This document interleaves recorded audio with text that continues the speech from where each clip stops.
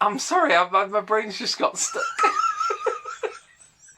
I was going to say something, dazzling, and then it's like, no. Your brain got dazzled out of existence. Yeah. Yeah. Anyway, never mind. We're here. We are. It's you, it's me, it's the virtual campfire, and it's all our friends gathered around here to join in. Hello, lovely listeners. The chat and the natter. Yeah, and all of that. And all that. Good vibes. I mean, obviously, they're not going to be saying a lot during this recording. No, but it's still cool. The vibe is still good. It is good. I mean, they're welcome to talk to us. Yeah, they can do that. We'd love to speak to them. Yeah. Let's do that part at the end. Yeah. Okay. Okay.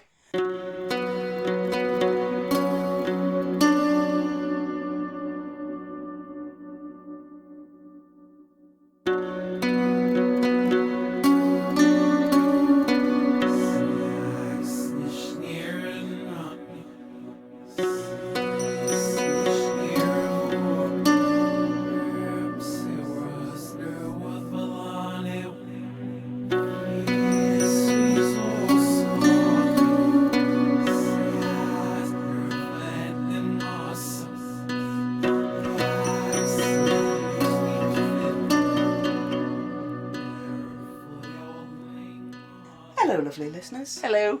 Welcome around the virtual campfire for Frithcast episode 70. 70! I know, right? We should be doing something special for this. And then I thought, but that makes it sound as though this episode is not going to be special. And actually it is. Because this episode is going to be about feuding and violence and a lawyer. And a lawyer and some stolen cheese. Oh no, that was last episode was the stolen cheese. It might crop up again.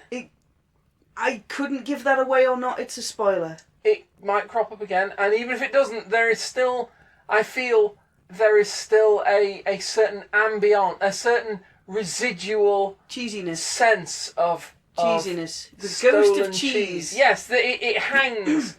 It hangs over proceedings, like the cheese knife of Damocles.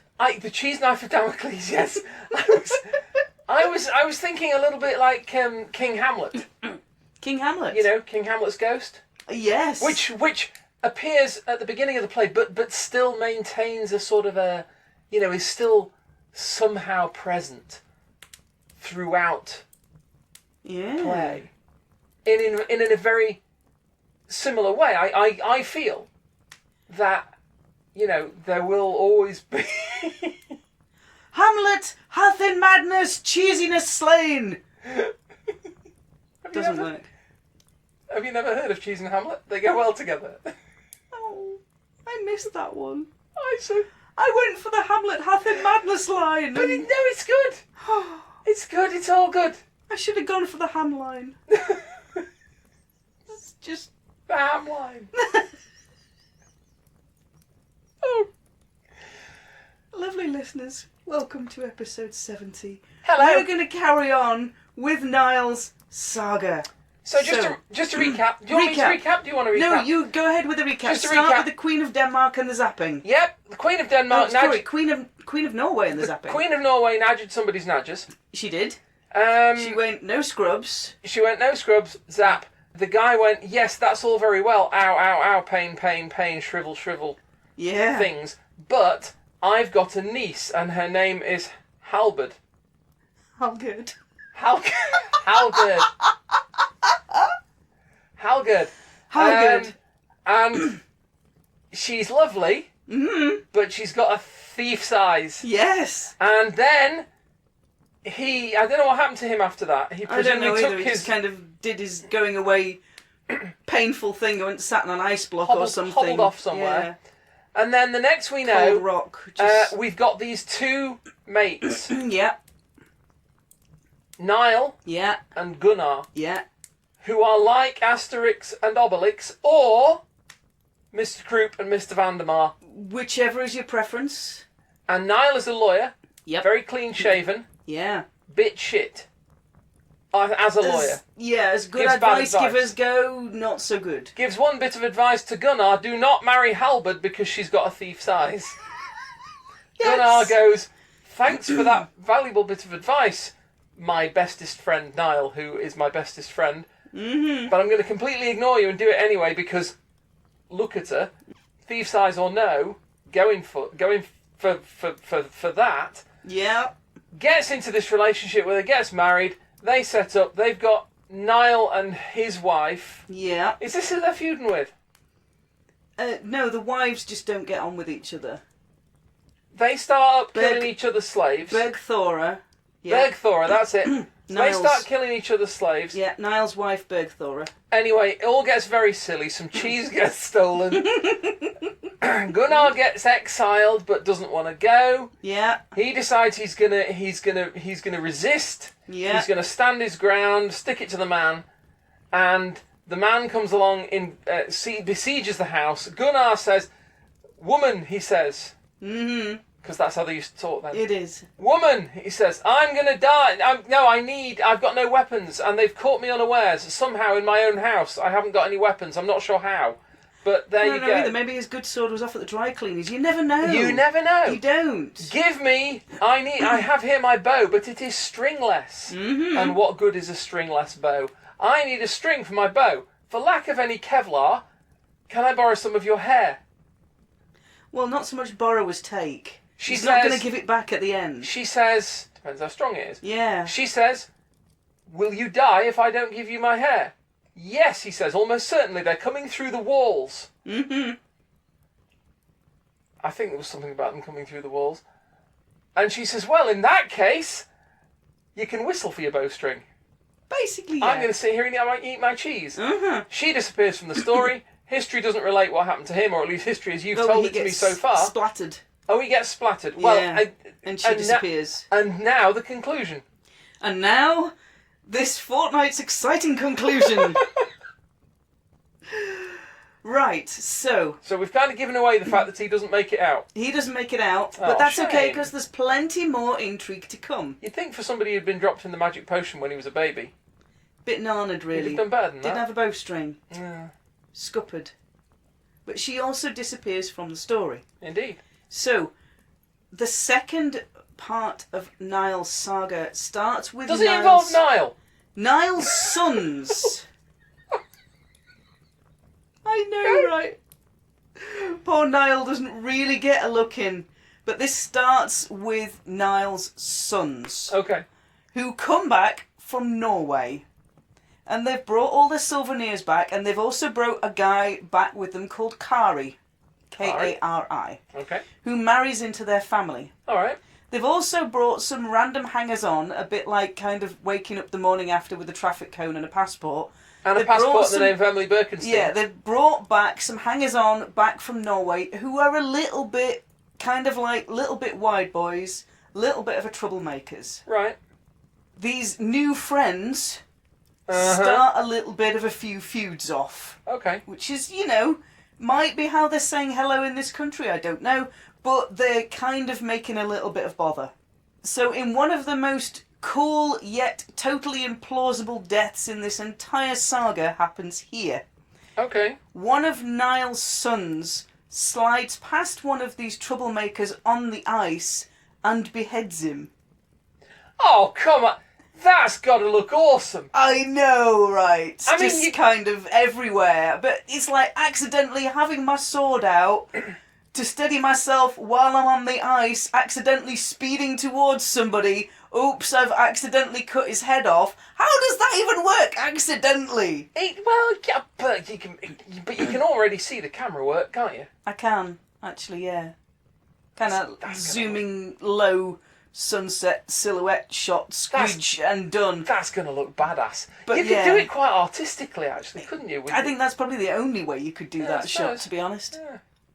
Once you've got over how cool that death is, another feud or two later, time is technically, in this saga, it's measured in seasons, like you get this season and then that helps measure the passage of time. Okay. But to be fair, I figure it's probably measured in feuds, to be honest. It's not measured in seasons.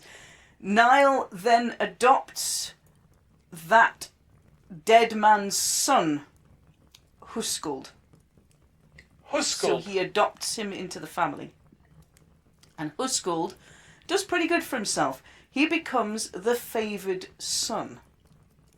And he becomes a great chieftain in his own right. He's got his Mercedes, he's got his trophy wife, he's having a pretty good life. He's got his 2 heated towel rails. He's got his 2 heated towel rails, he's got his Mercedes-Benz, he's got his stock investment portfolio for his retirement. He's sitting pretty comfy. Mm. Yeah? Good yard. Good yard. So another chieftain gets jelly, gets totally jealous of what this guy Huskuld has got. Mm-hmm. And he convinces Niall's sons and one son-in-law, randomly, to go and murder Huskuld. Okay. Okay. You with me so far? Murder Huskuld. Yeah.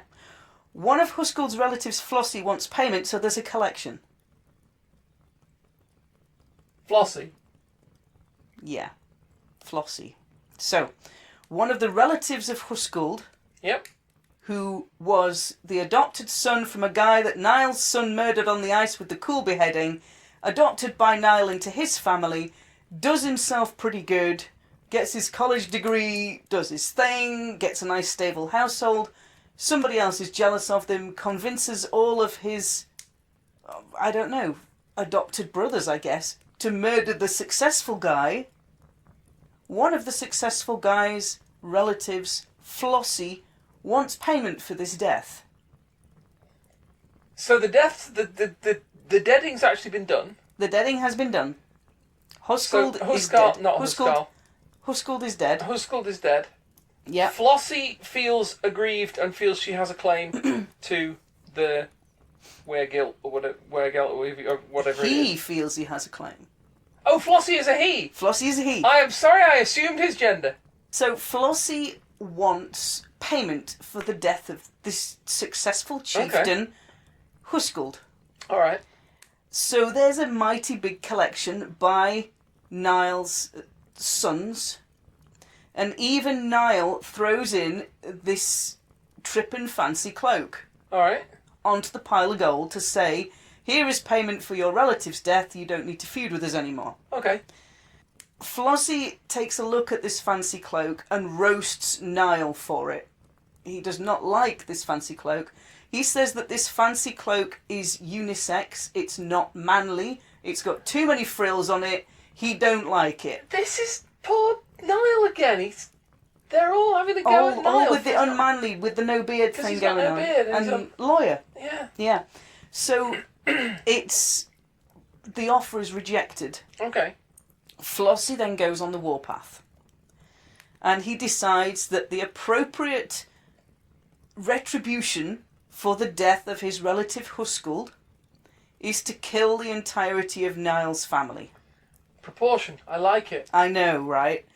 Threw in a fancy cloak, big pile of gold, did not want it, said the cloak had too many ruffles, last season's colours, didn't like it, moving on. Decides that instead of that, he's going to go murder all of Niall's family in their home. I'm going to go out on a limb here Mm-hmm. and declare, for the purposes of this story, Yeah. Flossie is a bad guy. Flossie's a bit of a Burke. Yeah. So Flossie goes to Niall's house to burn it down. Okay. Hence the name of the saga. Burnt Niall. The Saga of Burnt Niall. Okay.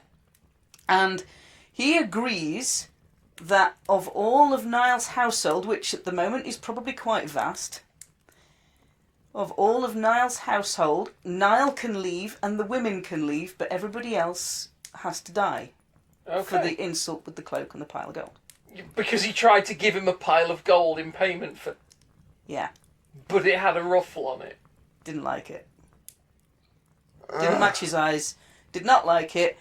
So, but Niall decides that that's not a very manly thing to do, to leave with the women, and his wife, Bergthora, who ordered the killing of the slaves. Do you remember that part? I do remember. Yeah. They decide they don't want to leave their sons. Okay.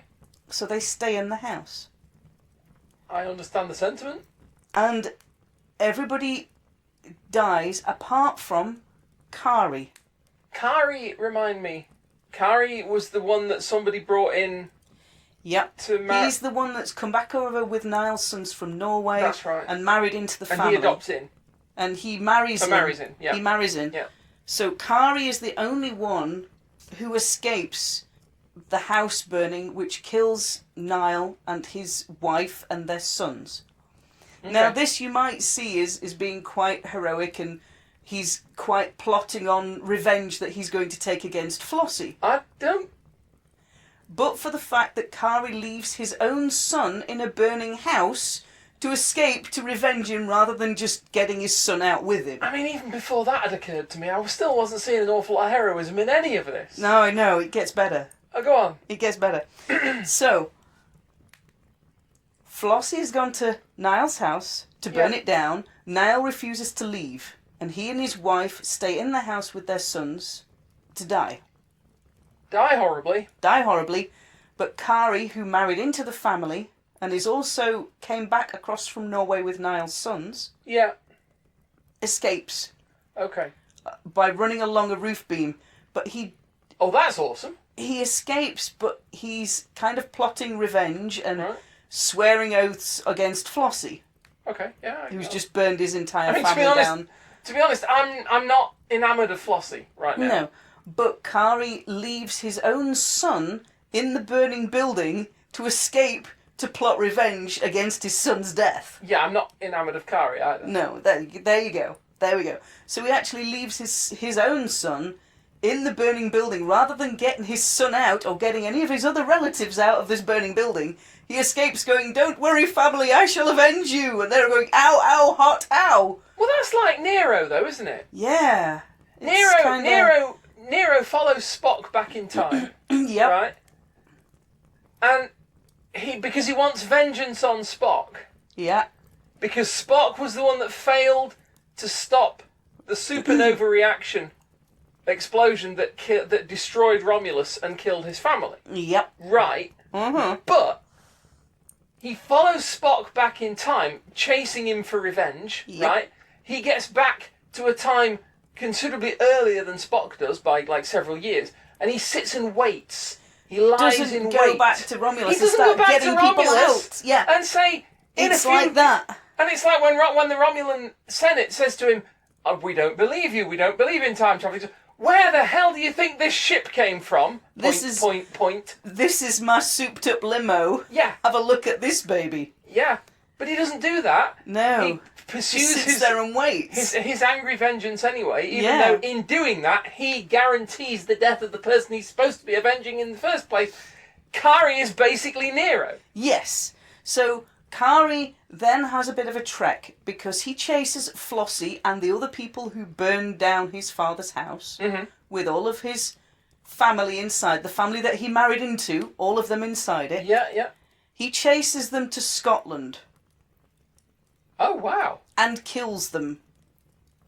He even takes a bit of a side quest and he breaks into the feast hall of the Earl of Orkney to kill a guy who is dissing Niall. Just on his way past. Drive-by splatting. Wait. I'm confused. I told you. This second part. I like Orkney. Yeah. I mean, can I just settle I'm with good that? with and the just Earls say, of Orkney. Yeah, if I come out of this with nothing else, at least I've had a quick look at Orkney on the way past. Yeah, okay. I'm confused. Where do you want me to go back to? I don't know. So, when did we leave Romulus? I'm not sure. Don't know what year it was.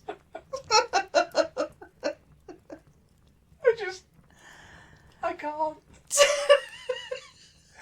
So okay, so we've gone to the Earl of Orkney's house. Yeah. We've broken in. He We've busted up breaks some in. guy because he said something nasty about Niall, the guy that we've left to in a burn burning to house to burn to death. with our son Yeah. So we're definitely on the moral high ground here. Totally on the moral high ground. And having murdered this Orcadian dude, who we know nothing else about, or nothing else about the wrong end of the pointy end of the sword, squelch, we move on. The last bit of this saga is that you finally get a measure of peace and stability when Kari remarries into Flossie's family. What? Okay, alright, yeah, okay. And that's it. That's the end of this whole big document, is that. It's not the best ending, though, is it? It's not hugely satisfactory from a reader point of view, I must admit. It just stops. It literally just stops.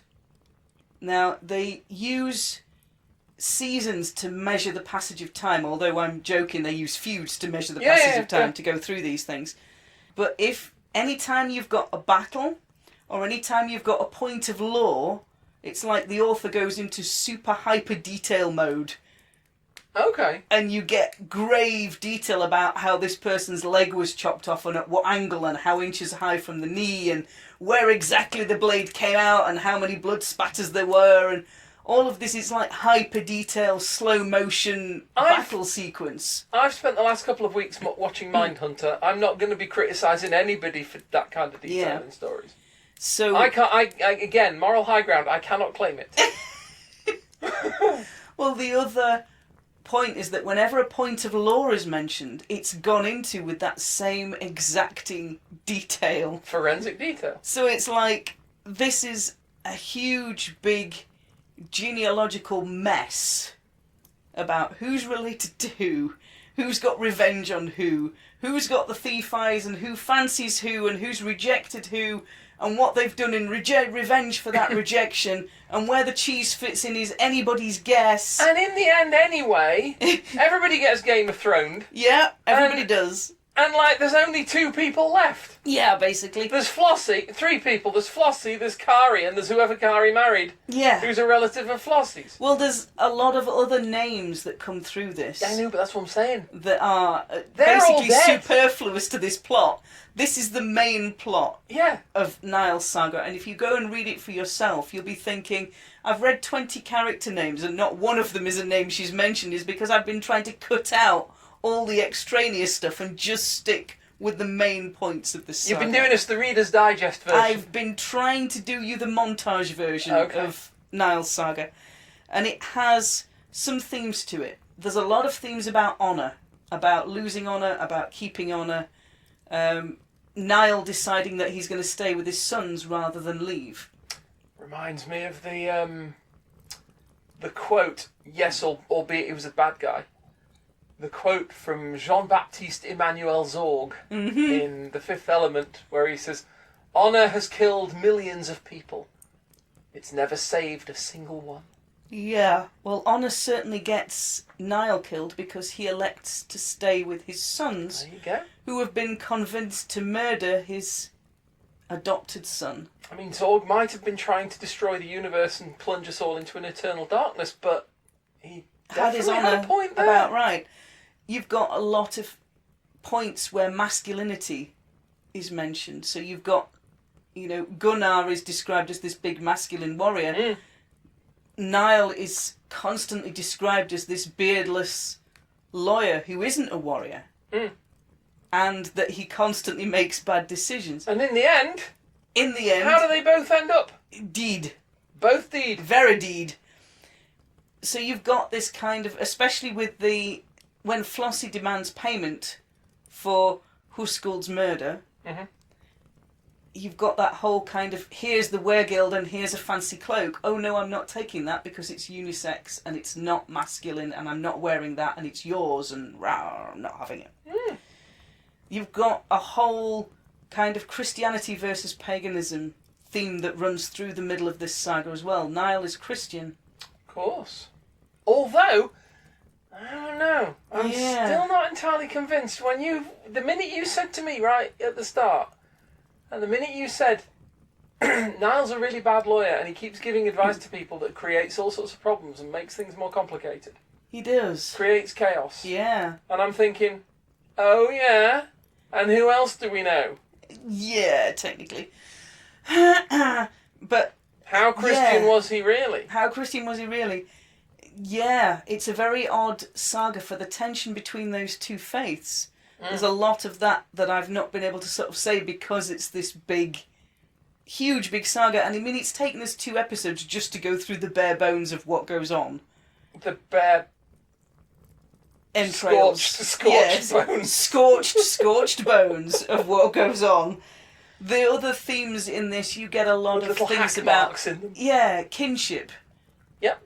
You get who is related to who, you get adoption, you get fostering, you get marrying into families and being treated as with as much weight as the other sons. You get the relationship at the beginning between Niall and his best mate Gunnar. And you get a couple of action scenes worthy of John Wick. You get a whole couple of action scenes worthy of John Wick. So it's kind of got a bit of everything. Too many names? It's kind of like they were supposed to put a teaspoon of names in and they ended up putting a couple of tablespoons in because they read the recipe wrong and they just dropped the extra names in and you'll never notice. They are all over the place. Lots and lots and lots of different names. So, Njals Saga is probably the big, long saga of all of the Icelandic sagas. This is kind of your keystone. This is your jewel in the crown. This big sucker is a big sucker. I mean, I've never heard of any of it before, and obviously now, what I've got is what we've talked about. And it's like I'm sort of I would have to read it in full and sort of get the full picture of it, because I'm sort of sitting here thinking, you know, like you say, the jewel in the crown, the considered the best of the Icelandic sagas. Yeah, this is your big beastie saga. And I'm like, but it's like, I don't know what it's getting at, you know? I mean, I suppose it's not. No. If it's a saga, it's just recording something that's supposedly happened, isn't it? Yeah, I mean, it's like you cross genealogy with Dallas. Do you know, I was thinking and you get this, or Dynasty. I was thinking we ought to use the Dynasty theme tune instead of ours. Yeah, it's kind of like that. It's like a big soap opera with swords in it. But yeah, basically, Njals Saga is huge. It's the big, long saga. It's massive to try and read. To try and untangle any part of this story, it's probably easier to read a summary version first. Yeah. And then go and look at the main story. So you've got those main character names in your head, you can just pick them out of the text. Yeah. Much easier, because otherwise you'll get bogged down into what so-and-so's dog nicked from the other so-and-so's and they had for lunch and what colour their sheep were before you actually get to the main character. Did we ever establish what colour their We sheep did were? not. I have no idea. I still want to know. I know. So yeah, there's a lot of big themes in this saga, but it is it is judged to be the best of the sagas that we have. And we have a lot of sagas, but this is the humdinger. This is the... This is your big kind of beastie. Yeah. Yeah. So, lovely listeners, you are welcome, if you wish, to go and listen back to this episode 2 or 3 times to get the story back in your head, because even reciting it, I'm getting confused. But we'll quite understand if you'd rather not. Yeah, if you'd rather not, that's fine. You're through Njals Saga, it's okay. You made it! You made it. Lovely listeners, we're going to just leave you contemplating the contemplations around the virtual campfire. If you would like to find us online, my name is Suzanne Martin. You can find me under that name on Facebook. You can also find me on Twitter at GeetherInJeans. Drop me a line, come and say hi, drop me a friend request, whatever you want to do, it's all good. I'm always happy to talk shop. And if you want to find me, I am online as Kate Goldwind, and I do have social media of my own, but in all honesty, you're probably easier contacting Suzanne. Okay. Lovely listeners, we will leave she can direct you to me, it's fine. Contemplating All the fun things. Stolen cheese, bowstrings made out of ladies' hair, revenge, marriage, more revenge, chases, escapes, all of that good stuff. We will talk to you next time for episode 71. 71. All right. See you. Bye-bye. Bye.